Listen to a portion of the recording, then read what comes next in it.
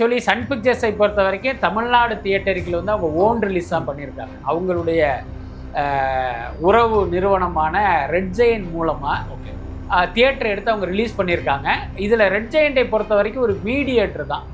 Sir இந்த தியேட்டருக்கு படம் போடுங்க, அந்த தியேட்டருக்கு கொடுக்கலாம் அப்படிங்கிற மாதிரி தான். சேம் டைம் வியாபாரம் எப்படி நடந்திருக்குன்னா, லோகேஷ் கனகராஜுடைய அசுர வளர்ச்சி அப்படின்னா அவரை விட அசுர வளர்ச்சி அட்லி தான். இவராது பார்த்தீங்கன்னா இப்போ ரஜினியை வைத்து இயக்கிற படத்துக்கு 50 கோடியை தான் ரீச் பண்ணியிருக்காரு. அவர் பார்த்தீங்கன்னா 100 கோடிக்கே வந்துட்டார். அது இல்லாமல் ஒரு ப்ராஃபிட் ஷேரும் கேட்குறாராம். 100 கோடி மட்டும் இல்லை, அதுக்கு மேலே எனக்கு ப்ராஃபிட் ஷேரும் வேணும் அப்படின்னு கேட்குற அளவுக்கு அவர் இருக்கார். எல்லாத்துக்கும் மேலே அவருடைய ஜவான் படம் பார்த்தீங்கன்னா 1000 கோடி தாண்டியெல்லாம் கலெக்ட் பண்ணியிருக்கு. அதனால் சன் பிக்சர்ஸ் வந்து அட்லி தானுடைய பாயிண்ட் ஆஃப் வியூவில் பார்த்தீங்க அப்படின்னா வெற்றிமாறன் தான் அவருடைய கோபத்துக்கு காரணமானவராக இருக்கார். என்னென்னா பட்ஜெட் ஜாஸ்தி. அவர் என்னென்னா முதல்ல இந்த படத்தை வந்து அசுரன் மாதிரி ஒரு காம்பேக்டான படம் பண்ணணும்னு தான் இவர் சொல்லியிருக்காரு. இவர் பார்த்தீங்கன்னா 20 கோடி ரூபாய்க்கு செட்டு போடுற அளவுக்கு ஒரு கதையை ரெடி பண்ணிட்டாரு. இந்த நேரத்தில் சிம்பு வேறு எனக்கு 45 கோடி சம்பளம் கொடுன்னு கேட்க, வெற்றிமாறனுக்கு ஒரு 25 கோடி சம்பளம் அப்படி இப்படின்னு பார்த்தீங்கன்னா அது 125 கோடியை தாண்டி போகுது. அதனால் அவர் வந்து பயந்துட்டார். சிம்பு தரப்பில் என்ன சொல்கிறாங்க அப்படின்னா, போன படத்துக்கு எவ்வளோ வாங்கினாரு, இந்த படத்துக்கு எவ்வளோ கேட்குறாரு?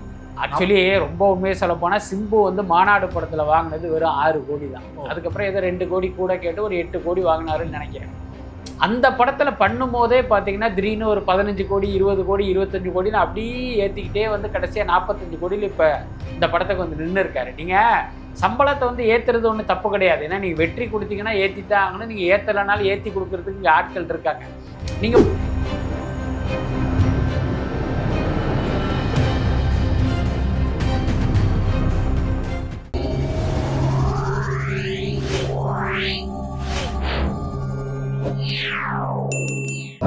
வணக்கம்.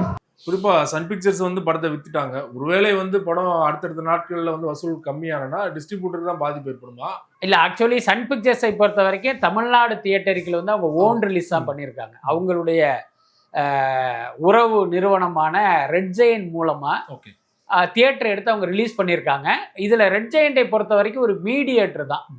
சார் இந்த தியேட்டருக்கு படம் போடுங்க, அந்த தியேட்டருக்கு கொடுக்கலாம் அப்படிங்கிற மாதிரி தான். சேம் டைம் வியாபாரம் எப்படி நடந்திருக்குன்னா, தியேட்டருக்காரங்களும் சன் பிக்சர்ஸில் டைரெக்டாக அக்ரிமெண்ட் போட்டிருக்காங்க. புரியுதா இல்லையா? அதனால் பார்த்தீங்கன்னா இதில் இந்த படம் வந்து பயங்கர ஃப்ளாப்பு, 2 நாளைக்கு மேலே ஓடலைங்கிற ஒரு சூழல் வந்தாலும் தியேட்டருக்காரங்கள் யாருக்குமே நஷ்டம் கிடையாது. அவங்க எல்லாருமே ஒரு அட்வான்ஸு கொடுத்துருக்காங்க. அந்த அட்வான்ஸை இவங்க திருப்பி வாங்கிக்குவாங்க அல்லது அடுத்த படத்தில் அதை காம்பன்சேட் பண்ணிடுவாங்க. அதனால் தமிழ்நாட்டை பொறுத்த வரைக்கும் இதுதான் நிலவரம். மற்றபடி கேரளா, கர்நாடகா, ஆந்திரா இதெல்லாம் பார்த்தீங்கன்னா எம்ஜி அடிப்படையில் அவங்க கொடுத்துருக்காங்க. எம்ஜி அப்படிங்கிறது பார்த்தீங்கன்னா ஒரு தொகையை ஃபிக்ஸ் பண்ணியிருப்பாங்க. அந்த தொகைக்குள்ளே கலெக்ட் பண்ணிச்சு அப்படின்னா அது அந்த விநியோகஸ்தரை சேரும். அந்த தொகைக்கு மேலே கலெக்ட் பண்ணும்போது அந்த செலவுகள்லாம் போக விநியோகஸ்தருக்கும் தயாரிப்பாளரும் ஒரு பர்சன்டேஜ் போட்டு பிரிச்சுக்குவாங்க. 50-50, 60-40 அப்படின்னு பிரிச்சுக்குவாங்க. இப்போ இந்த படத்தை பொறுத்த வரைக்கும் இவங்களுடைய அந்த எம்ஜி லெவலுக்கு கம்மியாக கலெக்ட் பண்ணிச்சு அப்படின்னா அவங்களுக்கு நஷ்டம். அதை தாண்டி வந்துச்சு அப்படின்னா அவங்களுக்கு லாபம் கிடைக்கும். எனக்கு தெரிஞ்சு பார்த்தீங்கன்னா அந்த மாதிரி நஷ்டம் வருவதற்கு வாய்ப்பு இல்லை. அப்படிதான் நான் நினைக்கிறேன். குறிப்பாக சன் பிக்சர்ஸ் தயாரிப்பில் அடுத்து பிரம்மாண்டமாக உருவாக போகிற திரைப்படம் அல்லு அர்ஜுன் அட்லி இணைகிற திரைப்படம். அட்லி வந்து அந்த படத்துக்கு 100 கோடி ரூபாய் சம்பளம் கேட்டார். அதனால் வந்து அவர் வந்து நீக்கப்பட போகிறார் அப்படிங்கிற மாதிரியான தகவல் ஒரு ரூமர் சுற்றிட்டு இருக்கு. அது ரூமரா இல்லை உண்மைதானா? அது படத்தோட ஷூட்டிங் போயிட்டு இருக்கு. லாஸ் ஏஞ்சல்ஸில் போய் அவர் பார்த்தீங்கன்னா அந்த சிஜி ஒர்க்லாம் பண்ணிட்டு அந்த இது டிஏஜிங்காக வேலையெல்லாம் பண்ணிட்டு எல்லாமே போயிட்டு இருக்கு. அது ப்ரீ ப்ரொடக்ஷன் தான் பண்ணாங்க இல்லையா? இல்லை ஷூட்டிங் ஆரம்பிச்சிட்டாங்க? ஆமாம், ஷூட்டிங்கே போயிட்டு இருக்கணும். பாம்பேயில் வந்து இப்போ இந்த வாரமே ஏதோ ஒரு ஒர்க்லாம் நடந்துகிட்டு இருக்கு. ஸோ அப்படி இருக்கும்போது அட்லி நீக்கிட்டாங்கன்னா என்ன அர்த்தம்? இன்னைக்கு பார்த்தீங்கன்னா இந்திய அளவில் மோஸ்ட் வாண்டட் டைரக்டர் வந்து அட்லி தான். அவர் மேலே நமக்கு நிறைய விமர்சனங்கள்லாம் இருந்தாலும் முதல்ல நீங்கள் சொன்னீங்கல்ல லோகேஷ் கனகராஜுடைய அசுர வளர்ச்சி அப்படின்னா அவரை விட அசுர வளர்ச்சி அட்லி தான். இவராது பார்த்தீங்கன்னா இப்போ ரஜினியை வைத்து இயக்கிற படத்துக்கு 50 கோடியை தான் ரீச் பண்ணியிருக்காரு. அவர் பார்த்தீங்கன்னா 100 கோடிக்கே வந்துட்டார். அது இல்லாமல் ஒரு ப்ராஃபிட் ஷேரும் கேட்குறாரா. 100 கோடி மட்டும் இல்லை, அதுக்கு மேலே எனக்கு ப்ராஃபிட் ஷேரும் வேணும் அப்படின்னு கேட்குற அளவுக்கு அவர் இருக்கார். எல்லாத்துக்கும் மேலே அவருடைய ஜவான் படம் பார்த்தீங்கன்னா 1000 கோடி தாண்டியெல்லாம் கலெக்ட் பண்ணியிருக்கு. அதனால் சன் பிக்சர்ஸ் வந்து அட்லி என்ன கண்டிஷன் போட்டாலும் அவங்க வந்து அதுக்கு உடன்படுற நிலையில் தான் இருக்காங்க.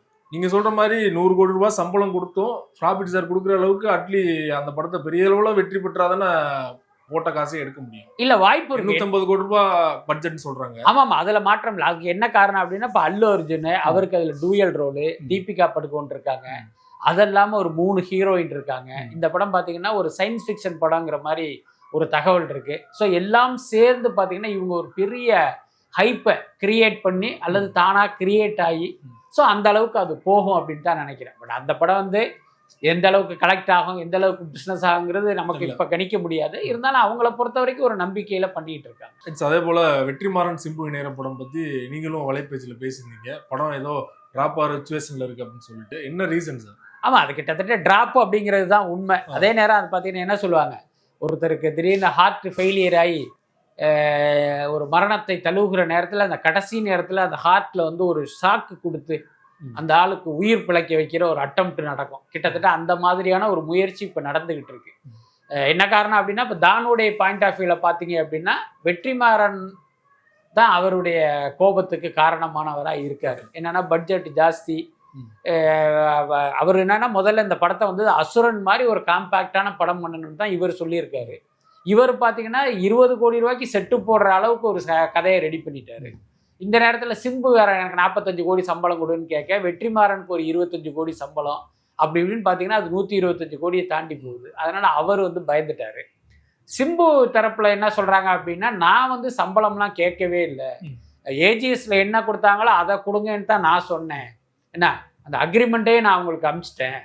இவங்க என்னன்னா அந்த வாடிவாசல்ல ஏற்பட்ட கடை 45 கோடியை வந்து இந்த பட்ஜெட்ல போட்டுட்டு என்னைய பலிகடை ஆக்கிட்டாங்க அப்படின்னு அவர் சொல்றாரு. வெற்றிமாறன் தரப்புல என்ன சொல்றாங்க அப்படின்னா, தானு சொன்னாரே அப்படிங்கிறதுனால ஆக்சுவலி பார்த்தீங்கன்னா வெற்றிமாறன் வாடிவாசல் டிராப் ஆன உடனே சொன்ன ப்ராஜெக்ட் என்னன்னா கவின் மணிகண்டன் 2 பேரையும் வச்சு ஒரு டபுள் ஹீரோ சப்ஜெக்ட் ஒரு சின்ன பட்ஜெட்ல பண்றேன் அப்படின்னு இவர் சொல்ல, தம்பி நம்ம ஏற்கனவே வாடிவாசல்ல ஒரு பெரிய நஷ்டத்துல இருக்க, வட்டி கட்டிக்கிட்டு இருக்கேன், அதை நான் ரெக்கவர் பண்ணணும்னா பெரிய படம் பண்ணணும்னு அவரு தான் சிம்புவை கொண்டாந்தது, தானு தான். இப்போ வெற்றி என்ன சொல்றாரு, நான் கரெக்டான சின்ன பட்ஜெட்டோட தான் போனேன், தானு தான் அதை பெருசாக்குனாரு அப்படின்னு இப்போ 3 பேரும் ஒருத்தரை மாற்றி ஒருத்தர் குற்றம் சாட்டிக்கிட்டு இருக்காங்க. இதுதான் உண்மை. வெளிப்படையாக யாரும் பகிரங்கமா பேசலை. ஆனால் இப்போ அவங்க நண்பர்கள் வட்டாரத்தில் இப்படி ஒரு மாறி மாறி குற்றச்சாட்டு வைக்கிறாங்க. இதுல என்ன அப்படின்னா, இந்த ப்ராஜெக்டுக்கு சிம்பு கொடுத்தது பார்த்தீங்கன்னா ஆகஸ்ட், செப்டம்பர், அக்டோபர் 3 மாசம். பார்த்தா இந்த பஞ்சாயத்துல ஆகஸ்ட் மாசமே முடிய போகுது. அதனால இது என்ன நடக்குங்கிறது தெரியல. எனக்கு தெரிஞ்சு 90% இந்த படம் நடக்காது. அதுதான் உண்மை. வெற்றிமாறன் தானு அவங்களோட பிரச்சனைல மாட்டிக்கிட்டு முழிக்கிறது சிம்பு தான் இல்லையா? அப்போ அதான் அப்படி முழுமையா சொல்லிட முடியாது. இப்ப சிம்பு வந்து அவ்வளவு சம்பளம் கேட்கல அப்படின்னா தானு இதை ப்ரொசீட் பண்ணிருப்பாரு. ஒரு பேச்சுக்கு சொல்றேன், போன படத்துக்கு எவ்வளவு வாங்கினாரு, இந்த படத்துக்கு எவ்வளவு கேட்கிறாரு? ஆக்சுவலி ரொம்ப உண்மையை சொல்ல போனா சிம்பு வந்து மாநாடு படத்துல வாங்கினது வெறும் 6 கோடி தான். அதுக்கப்புறம் ஏதோ 2 கோடி கூட கேட்டு ஒரு 8 கோடி வாங்கினாருன்னு நினைக்கிறேன். அந்த படத்துல பண்ணும் போதே பாத்தீங்கன்னா திடீர்னு ஒரு 15 கோடி 20 கோடி 25 கோடின்னு அப்படியே ஏத்திக்கிட்டே வந்து கடைசியா 45 கோடியில் இப்ப இந்த படத்துக்கு வந்து நின்று இருக்காரு. நீங்க சம்பளத்தை வந்து ஏத்துறது ஒண்ணு தப்பு கிடையாது. ஏன்னா நீங்க வெற்றி கொடுத்தீங்கன்னா ஏத்தித்தான் ஆகணும். நீங்க ஏத்தலைனாலும் ஏத்தி கொடுக்கறதுக்கு இங்க ஆட்கள் இருக்காங்க. நீங்க ஒரு படமே நடிக்காம நீங்க பாட்டுக்கு சம்பளத்தை ஏத்தும் போது இப்ப தயாரிப்பாளர்கள் மிரளத்தானே செய்வாங்க. அவரோட லைனப் பாத்தீங்கன்னா அடுத்து அஸ்வத் மாரிமுத்தோட இதெல்லாம் இருக்கு இல்லையா? சோ அதுமே பாதிப்பாகுமா சிம்பு ஒரு லைனப்? இல்ல, இந்த பார்க்கிங் டைரக்டர் படம் கிட்டத்தட்ட டிராப் தான். அந்த படம் பாத்தீங்கன்னா அதான் சிம்பு 49 அப்படின்னு சொன்னாங்க. டான் பிக்சர்ஸ் தயாரிக்கிறது. அதுக்கப்புறம் தான் தனுஷ் போய், அதுக்கப்புறமா தான் அந்த பார்க்கிங் டைரக்டர் இப்ப விக்ரம் கிட்ட போயிட்டாரு. என்ன அதனால பாத்தீங்கன்னா இப்ப அந்த படமும் டிராப் தான். 2 விஷயம் நடந்தது. ஒண்ணு, அவர் சொன்ன கதையில செகண்ட் ஹாஃப் நல்லா இல்ல, மாத்துங்கன்னு இவர் சொன்னாரு. அதுக்கு வந்து அந்த டைரக்டர் ஒத்துக்கல. இன்பிட்வீன் தான் அந்த டான் பிக்சர்ஸ்ல வந்து இடி ரைடு நடந்தது. இதை காரணம் காட்டி சிம்பு என்ன பண்றாரு, அந்த ப்ராஜெக்டை நகர்த்தி விட்டாரு. இப்ப அந்த பையன் என்ன பண்ணாரு, பார்க்கிங் டைரக்டர் கிளம்பி நேரா விக்ரம் கிட்ட கதை சொல்லி இப்ப விக்ரமுடைய அடுத்த படத்தை அவர் பண்ற மாதிரியான சூழல் வந்துருச்சு. பட் இப்போதைக்கு அதே மாதிரி தேசிங்கி பெரியசாமி ப்ராஜெக்ட் டிராப் தான்.